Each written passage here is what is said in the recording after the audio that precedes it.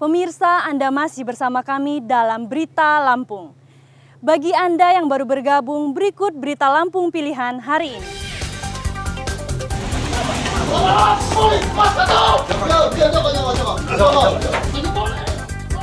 Tiga orang yang sedang pesta narkoba kabur ke atap rumah saat akan ditangkap polisi Tulang Bawang.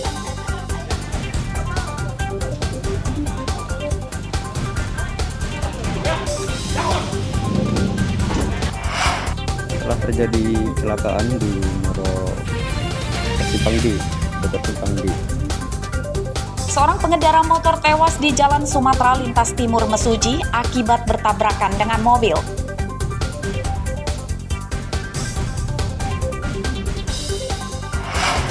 Ada saudara kita yang di Mangsa Buaya belum diketahui. Seorang nelayan di Desa Bumi di Pasena Agung Tulang Bawang diterkam buaya saat menjaring ikan. 2 hari pencarian, korban belum ditemukan.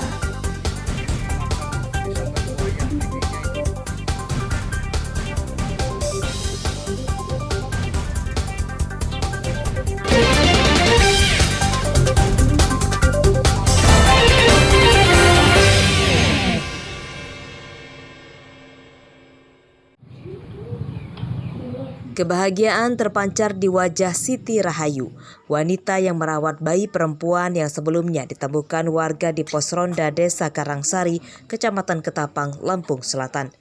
Senin siang, bayi terlihat sehat dalam rawatan Siti Rahayu. Kebahagiaan keluarga pasangan Siti Rahayu dan Saiman bukan tanpa sebab.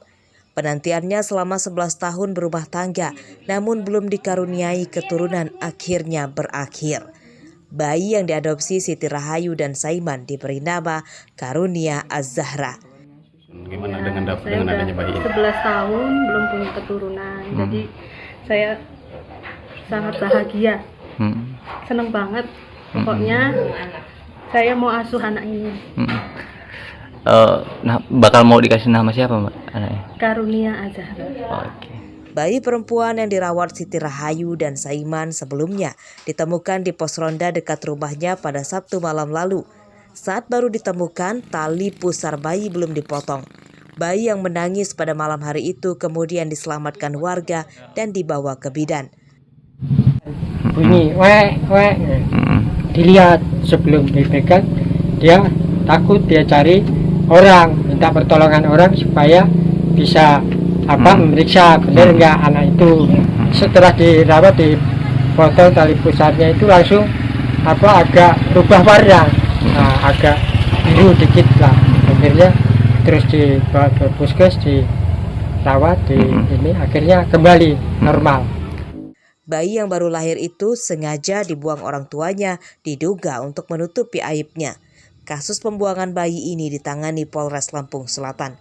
Haris Susanto melaporkan dari Lampung Selatan. Itu lagi di foto itu. Setelah 11 tahun mandiri, Kabupaten Pesisir Barat akhirnya akan memiliki Mapolres sendiri di wilayahnya. Mapolres Pesisir Barat akan dibangun di Jalan Pelabuhan Kuala Stabas, Kelurahan Pasar Krui, Kecamatan Pesisir Tengah. Kantor Polres Pesisir Barat akan dibangun di atas lahan hibah Pemkab seluas hampir 5 hektar. Rencana pembangunan Mapolres dimulai pertengahan tahun ini. Tadi adalah bagaimana kita mendekatkan masyarakat dengan kepolisian sehingga kenyamanan masyarakat, khususnya apalagi kita bicara masyarakat Pesisir Barat ini kan daerah wisata yang kita kembangkan. Jadi kenyamanan para turis, kenyamanan para pelancong, kenyamanan para wisata kita harapkan betul bisa nyaman mereka di Kabupaten Pesisir Barat ini. Tentunya hadirnya Kapolres nanti di sini itu akan lebih nyaman lagi mereka berada di Kabupaten Pesisir Barat ini. Pelayanan kepolisian bagi warga Pesisir Barat selama ini masih menginduk di Polres Lampung Barat. Dibangunnya Mapolres Pesisir Barat diharapkan akan mempermudah warga mendapatkan pelayanan kepolisian. Lokasi Mapolres Pesisir Barat strategis karena mudah dijangkau warga dari berbagai kecamatan di Pesisir Barat. Mempersiapkan rencana pengukuhan Polres Pesisir Barat. Salah satunya adalah rencana kantor, kemudian rencana lahan yang akan menjadi tempat dibangunnya Polres. Lahan sudah oke, ini dari Pak Asisten 1, ini semua sudah diserahkan kepada Polri. Cuma nanti untuk perencanaan pembangunan itu nanti ikut di program berikutnya. Kabupaten Pesisir Barat memisahkan diri dari Kabupaten Lampung Barat sejak 2012 lalu bersamaan dengan Kabupaten Mesuji, Tulang Bawang Barat, Pesawaran, dan Pringsewu. Kabupaten Pesisir Barat paling terakhir memiliki Mapolres sendiri.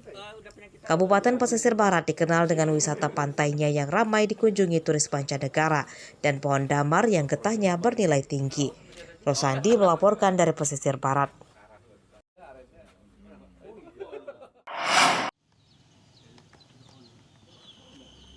Peristiwa pelecehan hingga kekerasan seksual yang terjadi di salah satu institusi pondok pesantren atau Ponpes Tulang Bawang Barat mendapat perhatian serius Kementerian Agama Lampung. Senin siang, Kepala Kanwil Kementerian Agama Puji Raharjo menyesalkan dan mengecam perbuatan pengasuh pondok pesantren yang diduga mencabuli 6 santriwatinya.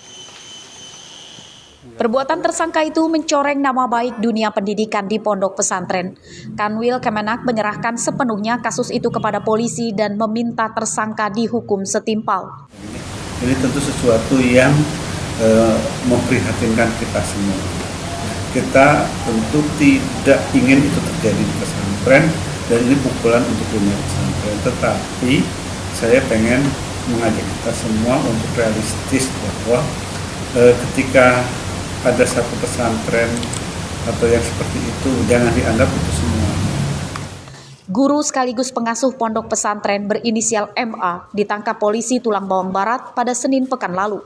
Ia dituduh mencabuli 6 santriwatinya. Pencabulan terjadi di lingkungan pondok pesantren. MA mengiming-imingi para korban nilai bagus dan mendapat barokah darinya. Menyusul penangkapan itu, kegiatan belajar mengajar di pondok pesantren dihentikan sementara. Lebih dari 200 santri dipulangkan ke orang tuanya. Kelangsungan belajar mengajar di pondok pesantren akan dimusyawarahkan dengan para wali santri. Arsadi Saputra melaporkan dari Bandar Lampung.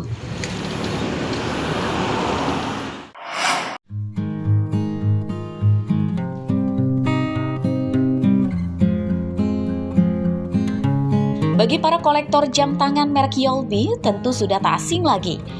Siapa sangka jam tangan unik berbahan kayu itu dibuat oleh tangan terampil seorang warga Bandar Lampung bernama Siswanto. Di rumahnya di Kelurahan Pinang Jaya, Kecamatan Kemiling, pria 41 tahun ini memproduksi jam tangan secara manual, mulai dari desain pola, pemotongan bahan, pemasangan komponen, hingga proses pewarnaan. Kayu yang dipilihnya jenis sonokeling dan jati Belanda yang didatangkannya dari Jombang, Jawa Timur, dan Bogor. Desain yang ia buat dengan peralatan sederhana itu lalu dirakit dengan mesin dan tali kulit. Awalnya banyak kendala yang dihadapi Siswanto, seperti kurangnya modal untuk membeli mesin serta jam buatannya masih belum bagus. Ia tidak menyerah dan berani memasarkannya. Kalau semua itu buat, kalau bahan-bahan itu didatangkan dari Pulau Jawa, dari kayu, kulit, seperti ini kulit, ataupun bahan material kayu itu dari Jawa semua. Nah ini saya kerjakan tadi pagi sama itu, satu hari itu kalau lagi mau itu 3 bisa, cuma kalau lagi untuk agak nyantai bisa 2 satu hari bang. Kita pakai laser juga kan? Pakai laser bang. Laser itu gunanya untuk apa? Laser itu untuk membentuk angka, ground, ataupun pembentukan gambar di dalam jam ini bang. Para konsumen yang tertarik kerap datang ke galeri Siswanto. Mereka lebih suka melihat dan memilih langsung jam tangan yang bentuknya unik dan bergaya klasik.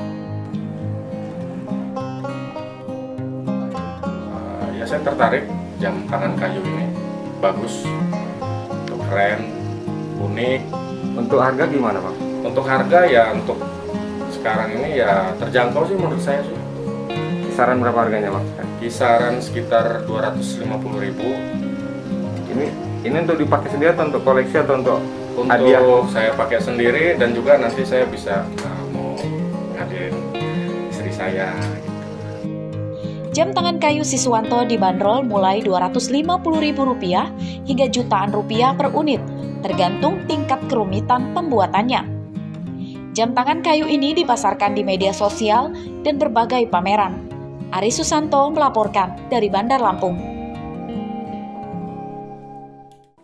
Pemirsa, informasi tadi sekaligus menutup perjumpaan kita pada pagi hari ini.